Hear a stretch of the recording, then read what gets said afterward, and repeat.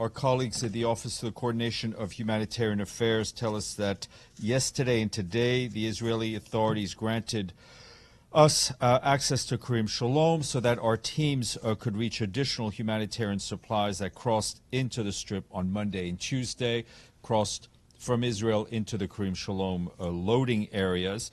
Other critical items such as hygiene products or fuel have not been allowed in by the Israeli authorities into Kerem Shalom.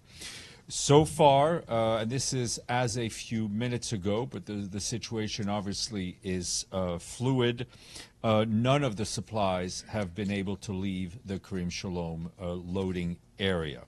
This is because by yesterday evening, Israeli authorities had only allowed our teams to go through one area where that was highly congested, that we felt was insecure, and where we felt looting was highly likely to take place given the prolonged deprivation of in Gaza since the blockade by the Israeli authorities for over 11 weeks.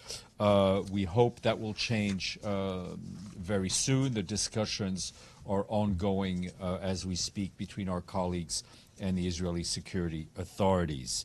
We are continuing to engage with them to identify the best possible routes out of Kerem Shalom towards Gaza to ensure that the flow of aid is not disrupted or suspended. Our partners are in touch with community leaders in Gaza to mitigate the risk of looting and ensure that the supplies entering Gaza reach the people who need them. However, it is important to underscore that the limited supplies finally being allowed to enter Kerem Shalom are nowhere near enough to meet the needs in Gaza, which are vast, which are tremendous.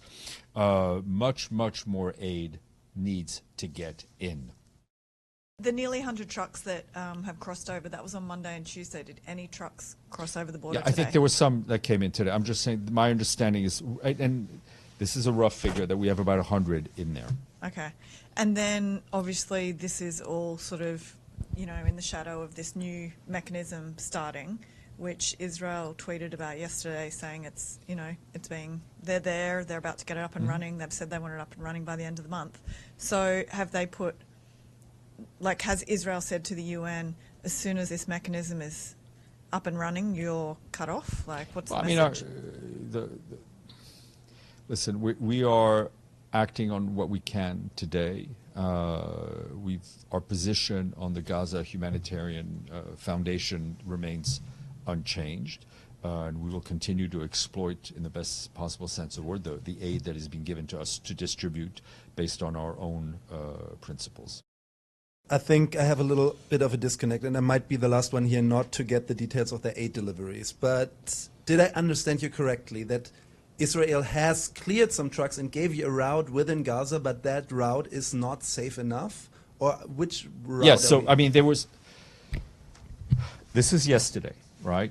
The Israelis told our colleagues, we will clear a road for you. And by clear, I mean that they commit not to engage in any kinetic activity along that route. That's one part of the equation. Right, we felt we have to make our own decision. Right, we have to assess the risks, which are great to start with. If we want to take even greater risk, our colleagues on the ground felt that the road was too congested and unsafe, so we did not take that road. We are engaging with them and engaging today, and as I said, things may change still today. To go in different routes. So is Israel, did you ask Israel to suggest another route? And well, this is what the discussions going on today are. And do you have the feeling that Israel just clearing that one route that you think is not safe enough is to hold back aid deliberately? You know, I don't know how many feelings I have left. I think I'm a little numb.